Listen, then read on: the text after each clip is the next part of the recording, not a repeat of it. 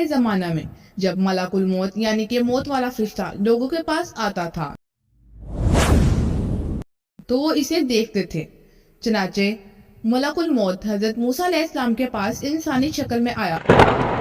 اور کہا اپنے رب کی بات قبول کرو اور روح قبض کرنے دو۔ حضرت موسیٰ علیہ السلام نے اسے تھپڑ مارا اور ملک الموت کی آنکھ پھوٹ گئی۔ چنانچہ صحیح بخاری اور صحیح مسلم میں اس واقعہ کو بیان کیا گیا ہے۔ حضرت ابو ہریرہ رضی اللہ تعالیٰ عنہ کہتے ہیں کہ رسول اللہ صلی اللہ علیہ وسلم نے فرمایا جب حضرت موسیٰ ابن عمران علیہ السلام کی موت کا وقت قریب آیا، ان کے پاس موت کا فرشتہ حضرت عزرائیل علیہ السلام آئے اور کہا کہ اپنے رب کی طرف سے پیغام اجل قبول فرمائے، یعنی آپ کی روح قبض ہونے کا وقت آ پہنچا ہے۔ حضرت محمد صلی اللہ علیہ وسلم نے فرمایا حضرت موسیٰ علیہ السلام نے یہ سن کر فرشتہ موت کو تماچا رسید کر دیا جس سے اس کی آنکھ پھوٹ گئی۔ حضرت محمد صلی اللہ علیہ وسلم نے فرمایا موت کا فرشتہ بارگاہ الہی میں واپس گیا اور عرض کیا کہ پروردگار تو نے مجھے روح قبض کرنے کے لیے اپنے ایک ایسے بندے کے پاس بھیجا جو موت نہیں چاہتا اور یہ کہ اس نے میری آنکھ بھی پھوڑ دی ہے۔ حضرت محمد صلی اللہ علیہ وسلم نے فرمایا اللہ تعالیٰ نے فرشتہ موت کی یہ شکایت سن کر اس کی آنکھ درست کر دی اور یہ حکم دیا کہ میرے بندے موسیٰ علیہ السلام کے پاس دوبارہ جاؤ اور ان کو میرا یہ پیغام پہنچاؤ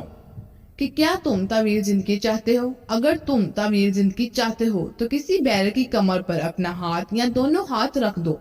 تمہارے اس ہاتھ یا دونوں ہاتھوں کے نیچے جتنے بال آ جائیں گے ان میں سے ہر ایک کے عوض تمہاری زندگی میں ایک سال کا اضافہ ہو جائے گا۔ فرشتے نے دوبارہ حاضر ہو کر حضرت موسیٰ علیہ السلام کو اللہ تعالیٰ کا یہ پیغام سنایا تو انہوں نے کہا اس طویل زندگی کا بھی آخری نتیجہ موت ہی ہے، تو پھر وہ آج ہی کیوں نہ آ جائے۔ میں اسی وقت موت کی آغوش میں جانے کے لیے تیار ہوں، لیکن میری یہ دعا ضرور ہے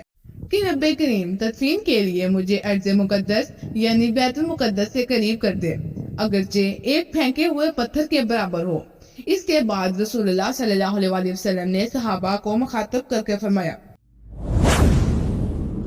اگر میں بیت المقدس کے قریب ہوتا تو تمہیں حضرت موسیٰ علیہ السلام کی قبر کا نشان دکھاتا جو ایک راستے کے کنارے پر سرخ ٹیلے کے قریب ہے۔ ایسا کیوں ہوا؟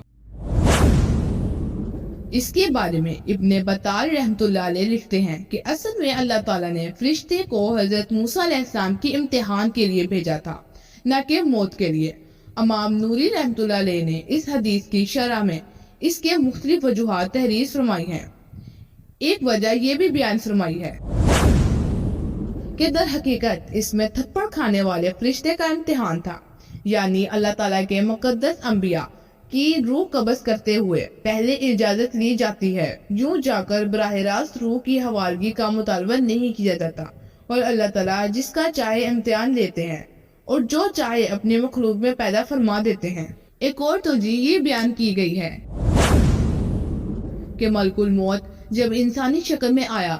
اور اس نے روح قبض کرنے کی بات کی تو پہلے پہل حضرت موسیٰ علیہ السلام نے اسے پہچانا ہی نہیں اور انسان سمجھتے ہوئے اپنے دفاع میں اسے تھپڑ مارا۔ اور یہ ضابطہ ہے کہ جب فرشتہ یا جن انسانی شکل میں ہو تو اس میں اتنی ہی جان ہوتی ہے